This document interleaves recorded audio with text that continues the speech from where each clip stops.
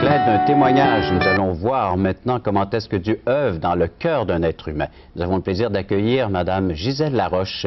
Gisèle, bienvenue à l'émission Parole vivante. Bonjour. Une question à deux volets. Depuis quand connais-tu Jésus comme ton sauveur et comment cela s'est fait dans ta vie? Bon, bien, ça fait bientôt 30 ans. Et puis, moi, je viens d'une famille de 13 enfants dans le comté de Rimouski. C'est pas loin, c'est dans le Bas-Saint-Laurent. Alors, j'ai rencontré le Seigneur par le biais du journal local. Dans ton lieu natal, à Rimouski, dans le bas du fleuve. Oui. Le journal, alors il y avait une publication qui parlait de l'Évangile. Le Rimouskois. Alors, ça faisait quelque temps que je cherchais, je croyais que Dieu existait. Puis, ça faisait quelque temps que je cherchais une vérité. Et puis, il y avait une annonce. C'était marqué Opération Espérance. Et puis, c'était présenté dans le cégep. Puis, c'est là que j'allais à l'école. C'était dans mon milieu. Alors, c'était plus facile pour moi de me rendre là. Et puis, j'ai entendu le message de l'Évangile. Puis, j'ai trouvé ça très intéressant. Est-ce que c'était la première fois que tu entendais clairement le message que Dieu a laissé à l'humanité? Pour dire, j'ai pas très bien compris, mais j'acquiesçais. J'étais d'accord avec ce qu'on disait. Ce que tu entendais lors de cette soirée-là de présentation? Oui. À la fin, l'évangéliste a fait l'appel. J'ai levé la main un petit peu, là. Timidement. Pour pas que les autres me voient, là. Et puis, à la fin, c'était dans une classe.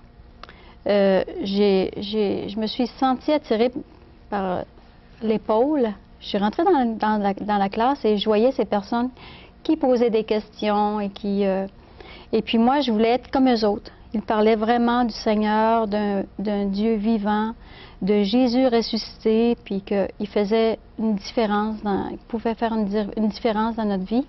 Et alors, moi, j'ai voulu savoir davantage. Et au tableau, celui qui prêchait, qui avait prêché, avait dessiné un rond, c'était une terre sur laquelle on vivait. Et l'autre rond, c'était le ciel où Dieu était. Et il y avait l'espace entre les deux. Et c'est impossible à nous, à moi-même, de me rendre par mes propres efforts. Donc, c'est là que j'ai vu... Un abîme infranchissable entre la terre, là où nous habitons, et le ciel, là où demeure Dieu. Oui, et quand il a mentionné le verset dans Romains 3,23, « Nul n'est juste, et tous sont séparés de Dieu. » Alors moi, je savais que j'étais injuste et séparée de Dieu. Puis là, je m'en allais vers l'enfer. Je me suis dit, non, là, c'est impossible, là, je veux pas aller en enfer. Et puis, moi, ce qui m'intéressait, c'est d'aller au ciel. Puis, on m'a donné montré un moyen comment aller au ciel. Et puis, j'ai vraiment accepté le Seigneur comme ça.